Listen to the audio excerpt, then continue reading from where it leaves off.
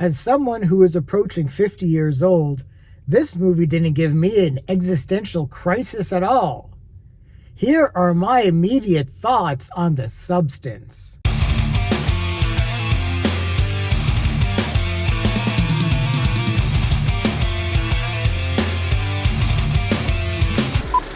Hey everyone, this is Lenny here. So I just got out of The Substance.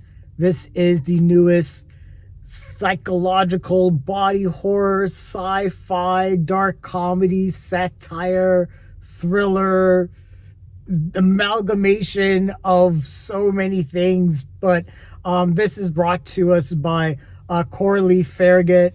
She did the amazing but super polarizing Revenge, which she likes to make super polarizing movies. This is going to be a movie that a lot of people are going to talk about, whether they love it or they hate it. And I'm just going to say it straight up. I loved the fuck out of this movie.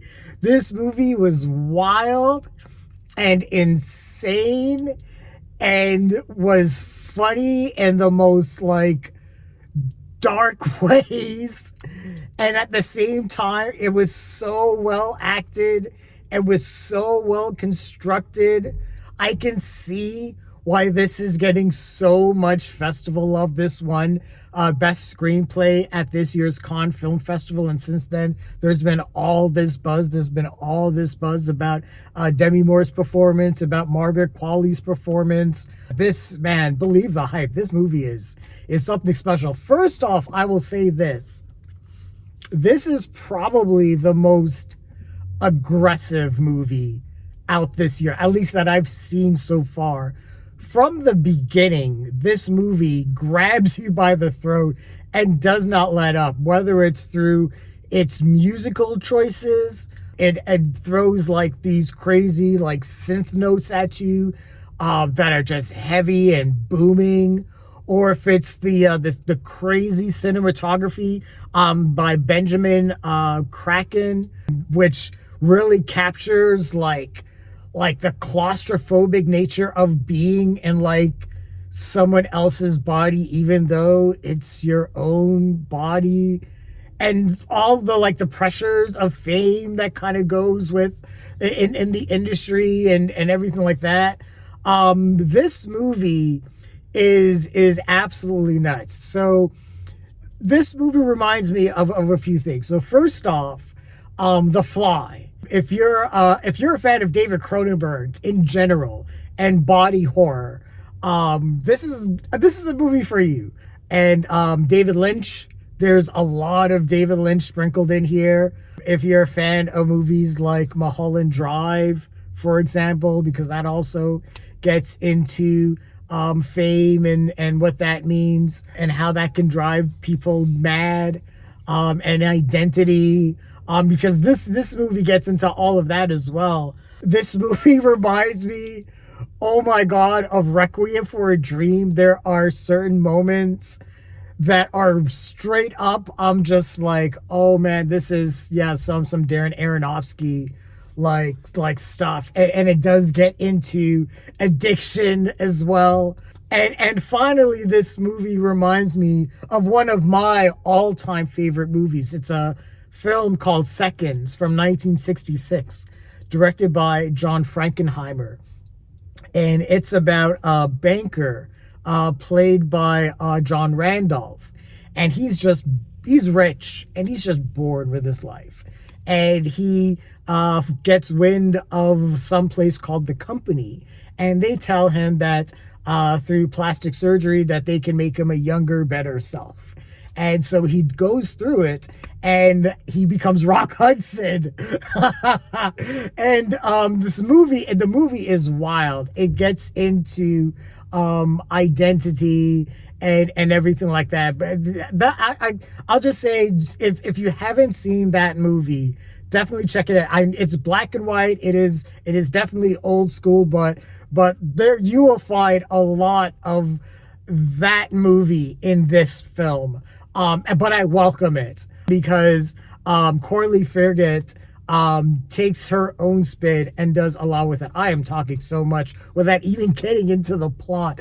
So Demi Moore plays Elizabeth Sparkle, and Elizabeth Sparkle is sort of like an aerobics instructor, but she was super popular.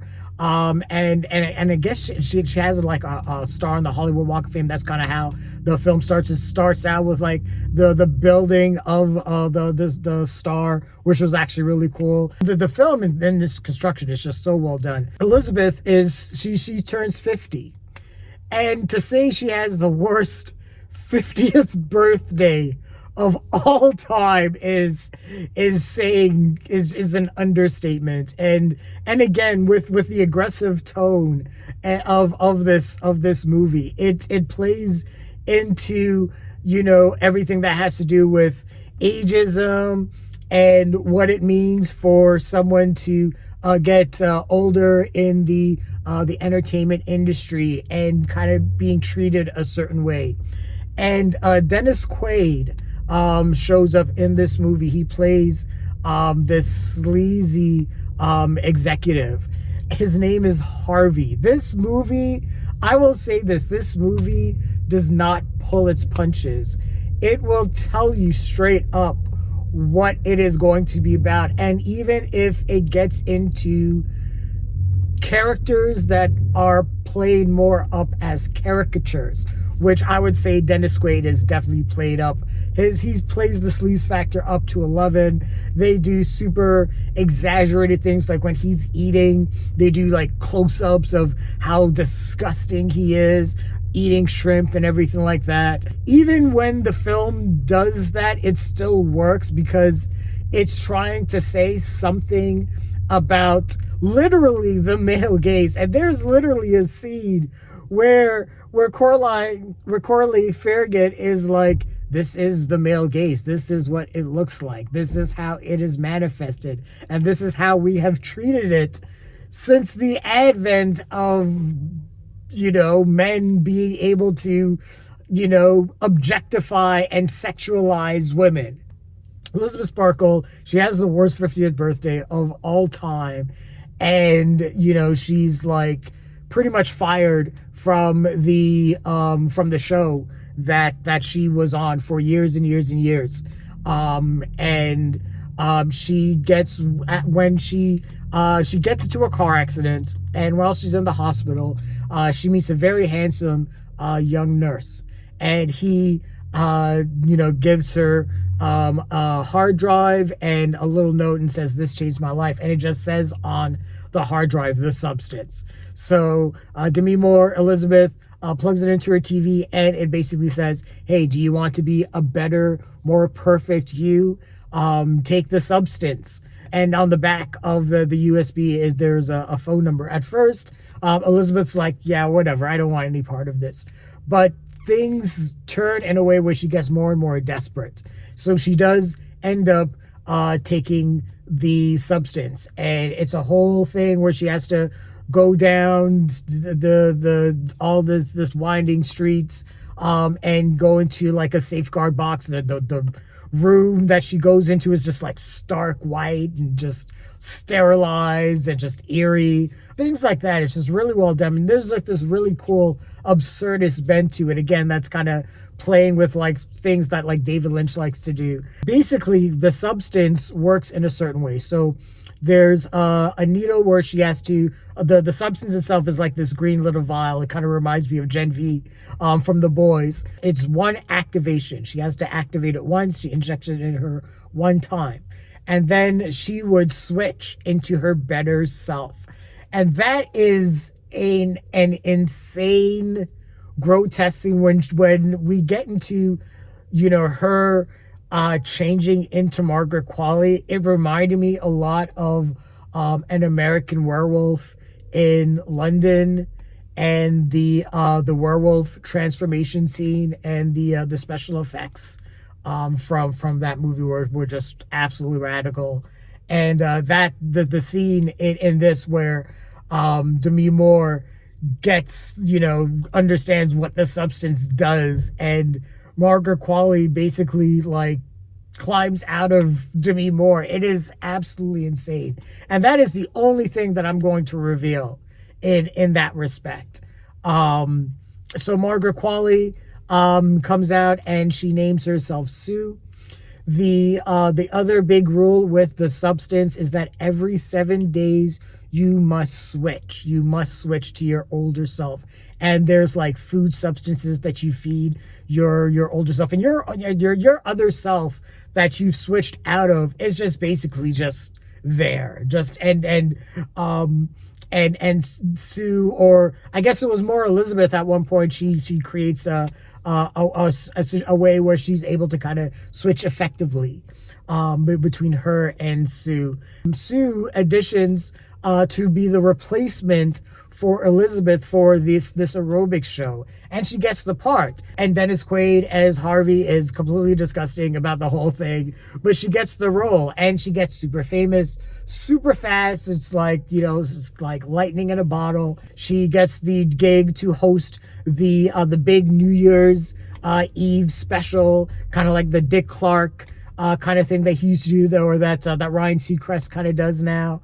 But Sue got the job, so she's like super excited. So it's like at some point, Sue is going to be like, what's the harm in me being Sue for one more day? One of the other rules is that no matter what, you are yourself. Even though you are like split up, like you have to switch every week, you are still yourself. So again, there's like plays on identity here. This also reminds me, I'm being a film nerd. This movie is awesome because it makes me feel so happy about movies. But this movie also reminds me of Robert Altman's Three Women, because that movie played with like themes of identity too, and beauty as well, especially with Shelley Duvall's character, or Shelley Long's character. No, it was Shelley Duvall's character, and Sissy Spacek, and the dynamic that they had. But anyways, so Margaret Qualley as Sue was like, well, what can it, how bad can it be if I'm Sue for one more day? Well, obviously, this is a fable about youth and about beauty and about power and about fame, and how far would you go for fame, and how much are you literally willing to sell yourself for that fame, and how much are you willing to allow others to objectify you in the name of that fame. This movie does so much, but obviously there are absolute consequences for Sue not adhering to the rules of the substance, and then things go absolutely crazy. And like I said, this is one of the most absolutely aggressive movies of the year. But what's great about this is Demi Moore's performance, and I swear she needs to get an Oscar nomination for this. She plays Elizabeth as this aging starlet.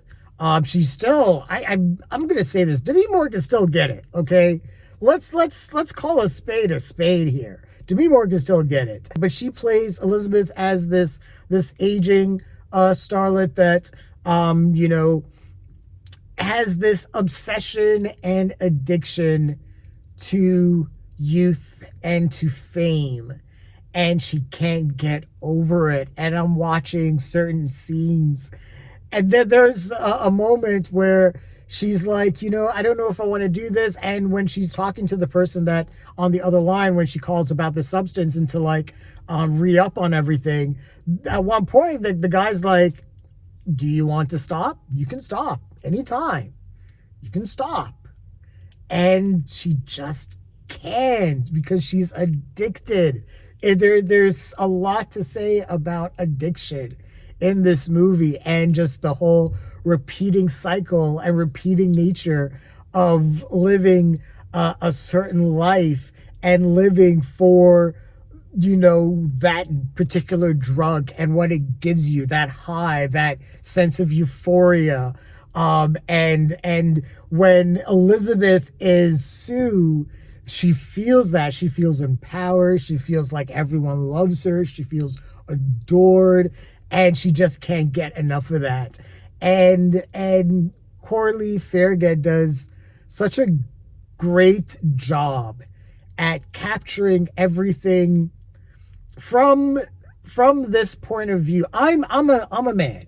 I have a dick. I do not know what it is like, at least from a female's perspective, to be stared at and objectified in a certain way. But this movie does a really good job of really putting you in those shoes. And I will say this: if you are one of those people that is like, you find messages in movies where you're like, oh, it's all about hating men, and this movie's just all about like making all men look bad and everything, buyer beware. Stay the fuck away from this movie. This is about as anti-patriarchal as you can get. I mean, this is a movie that is just chaos, but still structured in a way where you're still able to understand what this movie is trying to say in terms of its themes of beauty and youth and fame, and how far people would go for that, and again, like addiction and all that stuff. There's this whole thing where we see the switch where Elizabeth and Sue are not able to control each other, and Sue, treats where they both live in one way, but when it's Elizabeth, things switch, and it's absolutely insane. And it, like I said, it just switches in a completely crazy way. And then we get into the third act, and again, I'm not going to reveal anything, but it is the most absolutely bonkers thing that is out. And I mean, this is like Sam Raimi. If he saw this, he had to have had the biggest fucking smile on his face. The last act of this movie, and this is where I will say this movie is going to be polarizing, because the first the first two acts of this movie is a really engaging sci-fi, body horror, kind of satire. But that third act, I mean, it takes that whole body horror thing, and goes full fucking Videodrome. Long live the new flesh with it. It just goes so, man. And I'm watching this, and the theater I was in was actually pretty packed. I would say probably about like 3/4 full, and everyone had a howl with this movie. But man, when that third act happened, you could hear a pin drop. People were just like, and then you could hear like nervous laughter, because what happens is so fucking ridiculous that you have to laugh. But at the same time, it's so goddamn horrendous. And you're just watching it and you're just like, my God, oh no, no, no, no. God damn. This has been a fun weekend at the movies. I watched Transformers 1. That was one of my favorite movies of the year. But goddamn, this is shooting right up to the top, close to the top. I get the hype. I really do. Demi Moore was amazing.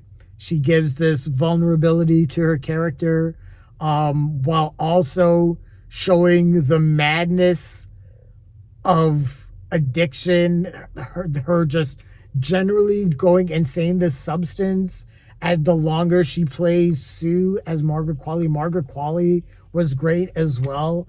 And you would think that it will be a thankless role because Margaret Qualley is there to look pretty. But there's still like, you could see it in her eyes, that there's like something subversive going on, that she's really enjoying being Sue. And there's like a devious quality to it. But man, this movie was just absolutely outstanding. Everything from the script, the way this story escalates, the stakes couldn't be higher. And I talked about this one when I was with Never Let Go, and said there were so many thematic elements, and the movie kind of fell under the weight of that. This knew exactly what it wanted to talk about. It knew what its thematic qualities were, and hit every single one. Even if it hits you in the head like a fucking sledgehammer, and this movie will hit you on the head with the force of a fucking sledgehammer at times, it is still extremely effective. It is absurdist. This is some Salvador Dali, Louis Buñuel shit. This is the type of movie that would have been released on a double bill with like El Topo. Yeah. This movie is amazing. I am giving this a prestige. This movie was beamed from another planet. I am so happy this movie exists. Even if you hate this movie, and I will say there are going to be people that are going to be like, what the fuck is this movie? I don't get it, or it's too much for me, whatever. You know what? I get it. I'm not going to be mad at you, because there is a lot. This movie is a lot. There's a lot going on. So if you are not vibing with this movie, hey, like Tupac says, I ain't mad at you. But for me, this is my jam. God damn, this is tremendous. I'm going to be seeing this movie again. Yeah, this movie was insane. See it. But buyer beware. If you have a weak constitution, if you have a weak stomach, yeah, that's all I'm going to say. But those are my initial thoughts and feelings on the substance. What did you guys think of the movie? Share your thoughts, leave your comments, like the video, subscribe to the channel, and don't forget to hit that bell icon so you can get notifications as well. Thanks a lot, everyone. Take care.